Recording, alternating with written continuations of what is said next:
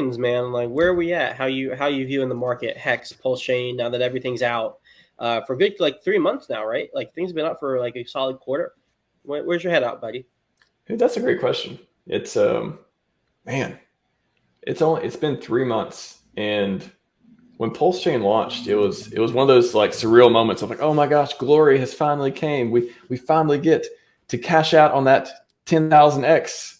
Mm-hmm. And then it went up almost 3x, I think, depending on your SAC rate or whatever. And I think 2.8 is what I usually say it went up. And then, yeah, the bridge thing happened, all kinds of stuff up and down, the V2 versus V1, the burn and earn. There's been a lot of ups and downs. Maybe that's, okay, if I'm trying to think of like, what did not expect to happen? I didn't think I expected this kind of volatility. I expected the maybe price up and down volatility. Hopefully, I was hoping to go But more not just down volatility. Well, not just the down part, but then just this is broken or this is not up yet, or Hex had the problem for a while. Not Hex contract, but the Hex website too. And then but then the highest of stakes came out, which is that was a cool thing. Like finally got the documentary. I think the most surprising part was just how the different things happened in order, and then all the just issues that are taken so seriously at the moment. But seriously, no one is. I even said it when the burn and earn, the V1 V2 PulseX thing happened. I was like, first of all, the marketing spin on this is very interesting. Where we're doing V1 V2, oh, it's just another thing you can choose now. Like that was actually marketing genius. I shout out to RH for that. I hope it turns into not V1, V2 because that's a little confusing. I hope it turns into burn and earn. I've said that before, but I think that's pretty good. Yeah, I think burn and earn would be fine, or maybe there'll be a V3 where he makes other changes stuff too. But just that happening, and then the SEC stuff happened, and then the drama that I don't see, thankfully, knock on wood. I think I've just muted so many people that I just don't see Twitter drama anymore, very rarely. So that's been good. I don't know. I always think about what was I expecting? Not that I have any expectations, but what if I were a person who dared to dream what the launch would have looked like, how different would that dream be versus the reality that's been the last 90 days? And I gotta say, it doesn't really matter. None of this shit matters. The chain is 3 months old. How old is Ethereum? It's like what, 5-6 years old. And it didn't go to 10,000x the first 3 months. Correct me if I'm wrong, but I don't remember that happening. I've never heard anyone talk about that.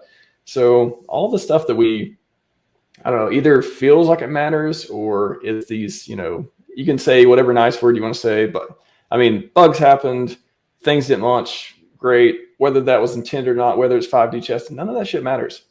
Like what matters is one day, if crypto ever like recovers, which if you look at the cycles, it tends to go up and down in cycles. I think things are going to look a lot different in my personal opinion. So what happens in the last 3 months? I think the only thing I could say that's I could relate to most of people that could be frustrating is it's went down. The prices went down so much. Not that I don't know how many people were planning to sell on a 2x, a 5x or 10x. But the prices went down so much where even if you were trying to take collateral or you're trying to take like leverage or you're trying to do anything with your bags other than selling them, it's been harder to do that, especially with the products not even available once you even do it. So that hurts. I definitely sympathize with people with that. But besides that, I think the thing that I keep going back to is just like, it's been 3 months. Like this is a new chain. There's all kinds of stuff that's happened.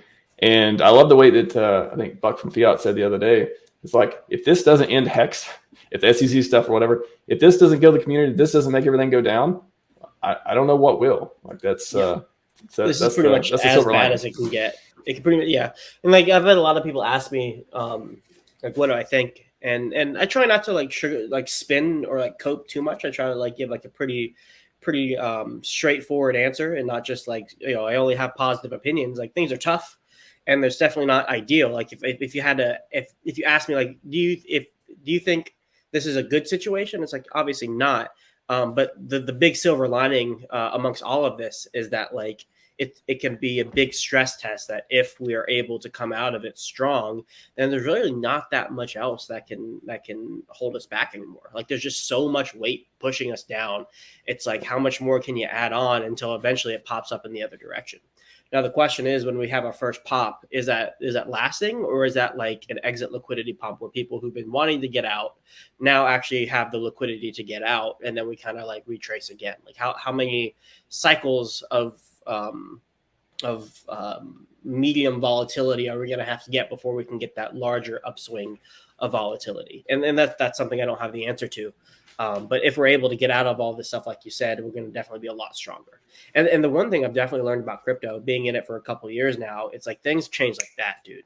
Like you're like doom, gloom, despair. Like, you know, you're sitting on the edge of a cliff, and then like the next day, big green candles come in and all is better.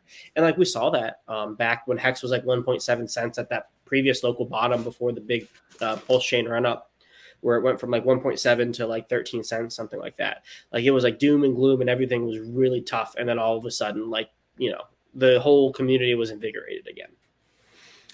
I think the biggest thing that makes me still have the kind of, you know, I call it unshakable confidence. I mean, everyone gets shaken from time to time, but like the ability to just like look past all the mud slinging everywhere and all that stuff is, again, the Maximus guys, the Hedron guys, you know, like Liquid Loans, Power City, all these products, all this economic energy is being built. I think that's a differentiator between our community and a lot of others, especially so early in this kind of cycle, where there are a ton of people who can't wait to launch their product and have every incentive. It reminds me of Richard so much. It's like, I think he's a master at getting everyone's incentives aligned. And I can't, if you look at the ecosystem, you see everyone building on it. Everyone has the same incentive. Everyone's like, they want the network to do well, and they've already invested too much to get out now. So we are going to make this thing work. That's what I feel like all the time. Like, this thing is going to work no matter what. And I think that can really create a beautiful dynamic. And maybe you look back in January, Richard, that's the last time Richard streamed. He was at the Hex conference. And you think it was an accident? He looked at the camera to talk to the SEC, you know, I guess at least metaphorically, if nothing else, to say, I've saved more people. Like, I feel like that was, to me, he was almost preparing, like, hey, I know this stuff's coming.